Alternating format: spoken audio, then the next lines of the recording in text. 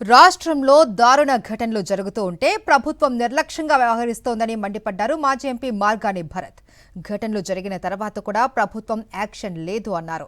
రాజమండ్రి కల్తీ పాలనలో ఏం కలిసిందో ఇప్పటికీ తేల్చలేకపోయారు అని మండిపడ్డారు. బాధితుల కుటుంబాలకు కేవలం 10 లక్షల రూపాయలు ఇచ్చి చేతులు దులుపుకున్నారని ఆగ్రహం వ్యక్తం చేశారు. చనిపోయిన వారి కుటుంబాలకు పరిహారాన్ని 20 లక్షలకు పెంచాలి అన్నారు. కోలుకున్న బాధితులకు భవిష్యత్తు ఆరోగ్యంపై భరోసానివ్వాలి అని డిమాండ్ చేశారు మార్గాని భరత్. ఒక పక్కనేమో వైజాగ్ స్టీల్ ప్లాంట్ లో అంత పెద్ద ఘటన జరిగింది, రాజమండ్రిలోనేమో పాలు తాగి 16 మంది చనిపోయారు. అసలు ఈ ప్రభుత్వం యొక్క ఇంత నిర్లక్ష్యం ఏంటి అని అడుగుతా ఉన్నా. అసలు మీకు బాధ్యత ఉందా అని అడుగుతా ఉన్నా. ఇంత దారుణాతి దారుణంగా ఘటనలు జరుగుతూ ఇంకో పక్కనేమో కాకినాడలో గతంలో వేట్లపాలెం దగ్గర మందుగుండు సామాన్లు పేలిపోయి 20 మంది చనిపోయారు. అసలు ఇన్ని ఘటనలు నేను చెప్పుకుంటూ వెళ్తే ఇంత పెద్ద లిస్ట్ వస్తుంది. అసలు ఈ ప్రభుత్వం చేతులు దులుపుకుంటా ఉన్నారు. దాని తర్వాత మీరు యాక్షన్ టేకన్ రిపోర్ట్ ఏది? అసలు పాలు తాగి ఆ పాలల్లో ఏం కలిసింది ఇప్పుడు దాకా తేల్చలేదు. దానికంటూ ఒక గవర్నమెంట్ దగ్గర ఒక యంత్రాంగం ఉందా లేదా అని అడుగుతా ఉన్నా. అసలు పాలల్లో ఏం కలిసింది అనేది ఇప్పుడు దాకా అధికారికంగా నివేదిక ప్రభుత్వం ఇచ్చారా అని అడుగుతా ఉన్నా. అంటే మీకు ప్రజల ప్రాణాలంటే లెక్కలేదండి? ఏమండి చంద్రబాబు నాయుడు గారు, నేను అడుగుతా ఉన్నా చంద్రబాబు నాయుడు గారిని, మీరు ఇమ్మీడియట్ గా బాధిత కుటుంబాలకి కేవలం మీరు 10 లక్షల రూపాయలు ఇచ్చారు చనిపోయిన కుటుంబాలకి.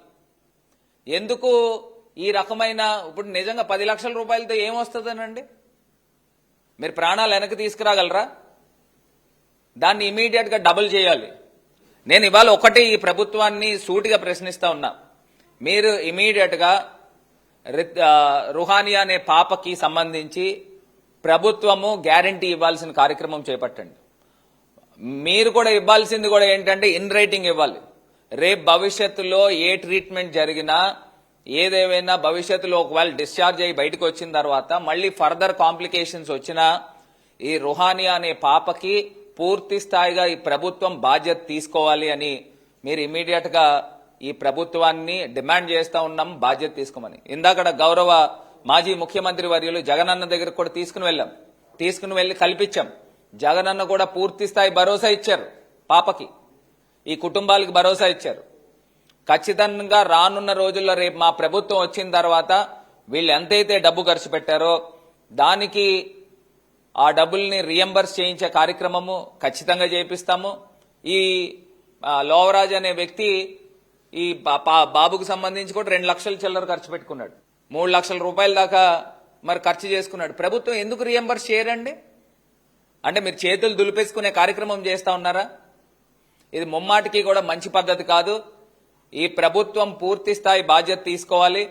రానున్న రోజుల్లో కూడా ఇలాంటి ఘటనలు జరగకుండా పునరావృతం కాకుండా బాధ్యత తీసుకోవాల్సిన అవసరం కూడా ఈ ప్రభుత్వం పైన ఉంది.